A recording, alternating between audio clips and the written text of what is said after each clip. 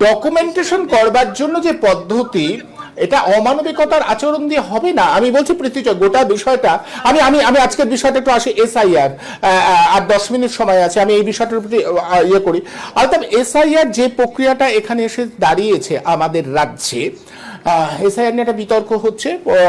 পৃথ্বীজয় পরিষ্কার বলে এনআরসি করতেই হবে, কিন্তু যে প্রশ্নটা যে এসআইআর এর দেশে আগে কখনো হয়নি, যে নামেই বলুন, অনেকেই বলছেন যে এসআইআর হয়েছে 2002-তে, না এসআইআর হয়নি, আইআর হয়েছিল, এখন এসআইআর হচ্ছে।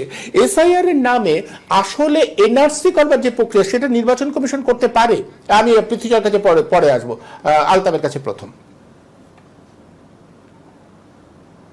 না একদম, এটা তো আমরা প্রথমেই আওয়াজ তুলেছিলাম যে এটা স্বরাষ্ট্র দপ্তরের কাজ, এটা কখনো ইলেকশন কমিশনের কাজ নয়।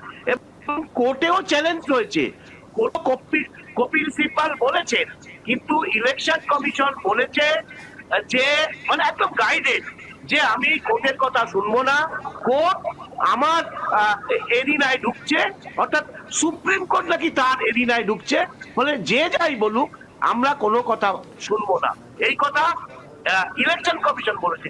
আসলে আসলে তাকে মানে তিনি গাইডেড, এবং তিনি মানে সরকার যা তাকে বলেছে, স্বরাষ্ট্র দপ্তর যা তাকে বলেছে, তার বাইরে সে যাবে না। কোর্ট যাই বলুক, যত বেআইনি হোক, যত সংবিধান বিরোধী হোক, তবুও তিনি যাবেন না, এটা পরিষ্কার। এবং এর ফলে অনেকগুলো লোক নাম বাদ যাবে। আপনাদের আশঙ্কা কত যে এই রাজ্যে কত মানুষ নাম বাদ যেতে পারে? দেখুন, পশ্চিমবঙ্গ ভাগ হয়েছে, বাংলাদেশ পশ্চিমবঙ্গ, বিহার ভাগ হয়নি। বিহারে যদি 65 থেকে 80 লাখ বাদ যায়, তাহলে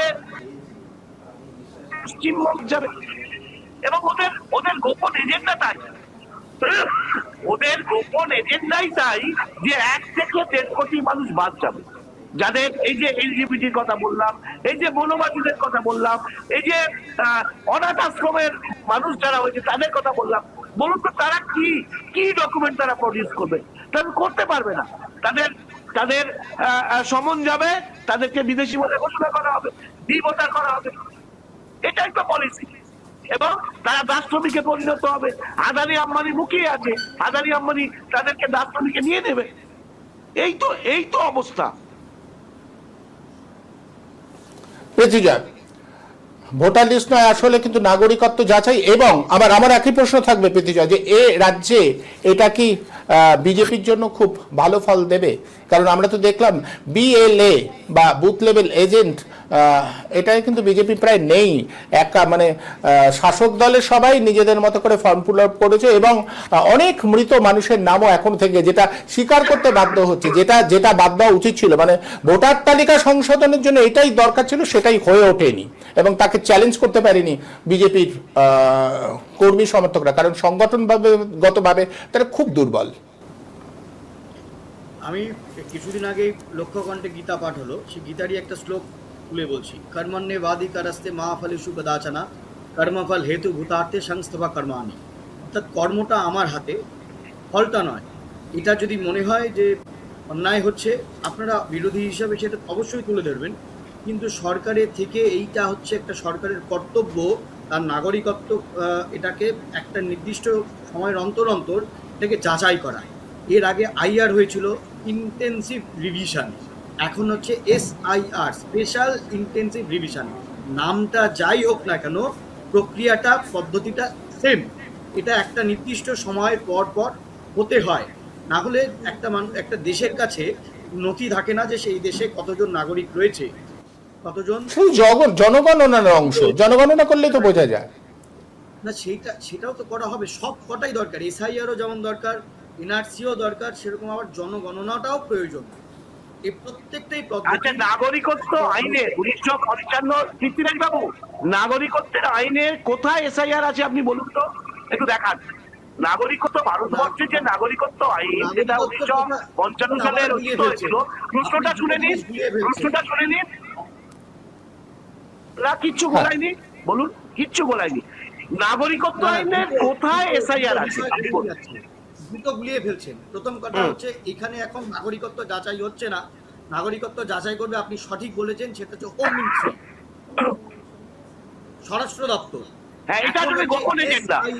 এই নাগরিকত্ব যাচাইটা আসলে গোপন এজেন্ডা। বিশাল গোপন তো অনেক কিছু হতে পারে। গোপন তো আমিও আপনাকে বলতে পারি আপনি ইউনিসের লোক, তাই বলি কি আপনি ইউনিসের লোক হলেন? আমি তো আপনাকে বলতে পারি আপনি বাংলাদেশের লোক, আমি তাই বলি কি আপনি হবেন? আমি তো বলতেই পারি। ফলে এটা গল্প কথা, এটার কোনো ভ্যালু নেই। যেমন মানে মোদির সাথে যদি আমাদের ইলেকশন কমিশনের যদি একটা স্বার্থ থাকে, সেটাও যদি বিরোধীরা যেমন বলছে এটা যেমন গল্প কথা, আমিও আপনাকে বলতে পারি আপনি বাংলাদেশের লোক, এটাও গল্প কথা। ফলে এইটাই যাবেন না প্লিজ, এই আর্গুমেন্টে আসবেন না। যেটা বাস্তব কথা সেটা হচ্ছে এসআইআর হচ্ছে, এসআইআরটা পুরোটা হচ্ছে ইলেকশন কমিশনের এখতিয়ারে, এবং এটা একটা অটোনোমাস বডি। সেখানে সুপ্রিম কোর্ট হোক বা যেই কোনো কোর্ট হোক, যদি কোনো আইনের বা পদ্ধতিগত ভুল হয়ে থাকে সেটা রেকটিফিকেশনের জন্য বলতে পারে, সেটাকে আল্ট্রা ভায়ার্স ডিক্লেয়ার করতে পারে, কিন্তু সেখানে কোনো রকম মানে কিছু চাপিয়ে দিতে পারে না যে এটা করতেই হবে। সে শুধু ফলো আপ করতে পারে। জুডিশিয়ারির একটাই পদ্ধতি, একটাই মানে দায়বদ্ধতা, সেটা হচ্ছে যে দেখা যে as per rule, as per law, with due process of law, সেটাটুকু দেখা যে হচ্ছে কি হচ্ছে না।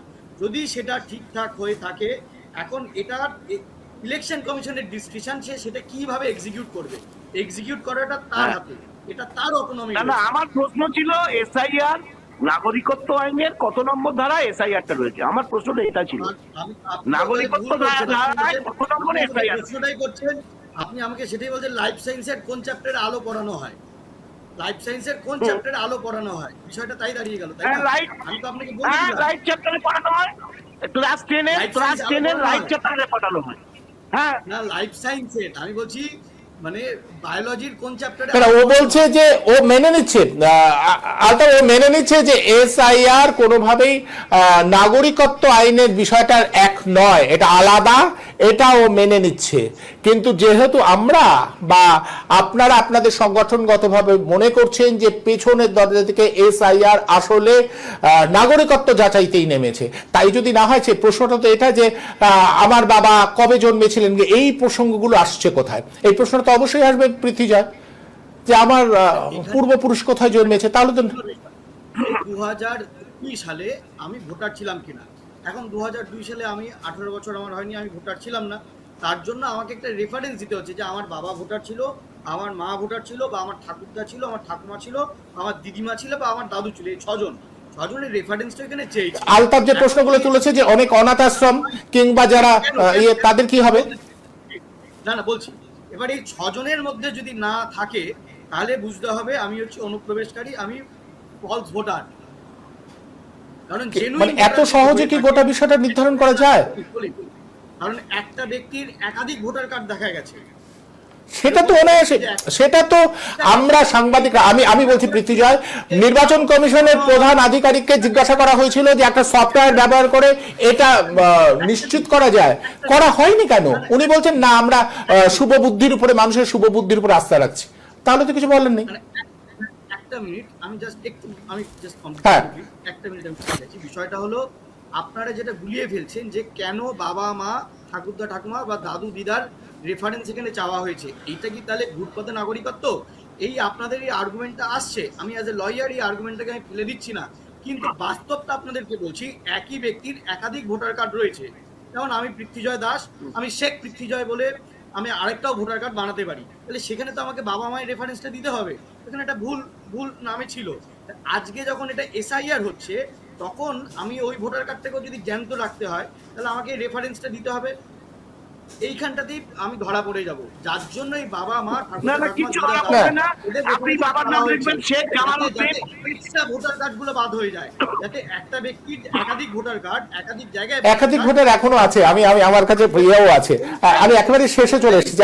আলতাফ কিভাবে, মানে সমস্যাটা কিন্তু মারাত্মক, কিভাবে আপনারা মানবাধিকার আন্দোলনের সংগঠন হিসেবে দেখছেন এক কথা, এবং তারপরে আমি পৃথ্বীজয়ের কাছে আসবো এক কথা, যে আপনারা কি করবেন, আপনাদের কর্মসূচি আগামী কি হবে? দেখুন, এসআইআর যখন ঘোষণা হয়, প্রথম দিনেই আমরা কলকাতায় সভা করেছিলাম, তখন লোক সংখ্যা 20, 25, 30 জন।